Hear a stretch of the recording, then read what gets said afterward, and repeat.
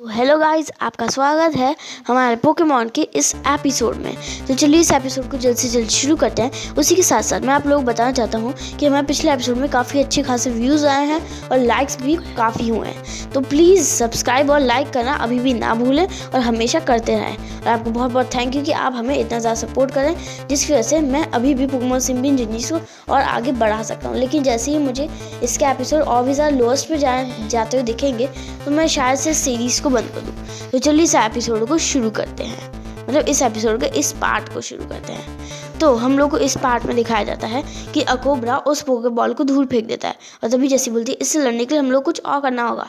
और तभी मियाओ बोलता है हमारे पास एक रास्ता है और तुरंत ही जेम्स को धक्का मारता है, जिसकी वजह से उसकी कलेक्शन की पोकेबॉल्स गिर जाती हैं और बोलती है ये तो बहुत सारी पोकेबॉल्स हैं। और जेम्स बोलता है नहीं, वो मेरी पोकेबॉल्स हैं।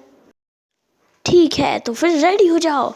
और तभी जैसी एक प्राइमरी बॉल को उठाकर डायरेक्ट अकोब्रा के ऊपर फेंक देती है, जिसकी वजह से अकोब्रा उसकी चपेट में आ जाता है और अकोब्रा पकड़ा जाता है। और जैसे बोलते हैं हुर्रे, अरे नहीं मेरी एक और पोकेबॉल गई।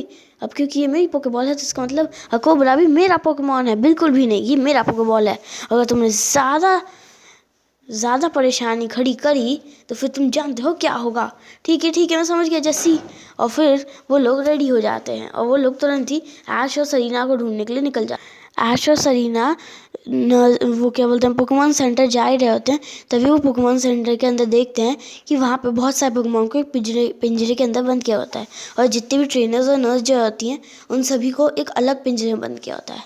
वो लोग चिल्ला के हेल्प बोल रहे होते हैं। और तभी ऐश बोलता है टीम रॉकेट, ये तुम लोग क्या कर रहे हो? हम लोग पोकेमॉन चुरा रहे हैं, तुम्हें उससे कुछ मतलब? बिल्कुल सही कहा। और हम लोग तुम्हारा इंतजार कर रहे थे, अब बस पिकाचू रह रहा है।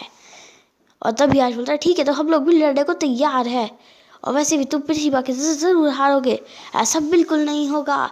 जाओ, क्या वो एक प्रीमियम बॉल है? और तभी उसके अंदर से निकलता है अकोब्रा, जिसे देखकर ऐश और सरीना चौंक जाता है। और ऐश बोलता है ये तो सच्ची में बहुत ज़्यादा अलग पोकेमॉन है, मुझे इसकी जानकारी लेनी चाहिए। वो अपने रोटोमडेक्स में चेक करता है लेकिन उसमें कुछ भी नहीं दिखाता। ऐश बोलता है ये क्या हो रहा है? लगता है रोटोमडेक्स से कुछ गड़बड़ है। नहीं, ऐसा नहीं है। मेरे पास सिर्फ और सिर्फ मेरे रीजन की कुछ ही पोकेमॉन का डाटा सेव था, बाकी की पोकेमॉन का नहीं। और ये सेव डाटा में नहीं आता है। ये तो बहुत कंफ्यूजन की बात है। लेकिन तब भी हम लोग लड़ेंगे थंडरबोल्ट, लेकिन उससे कुछ नहीं होता। और जैसी बोलते हैं अब तैयार हो जाओ अकोब्रा, अभी के अभी सैंडस्टॉर्म। और सैंडस्टॉर्म से पिकाचू दूर जाके गिरता है।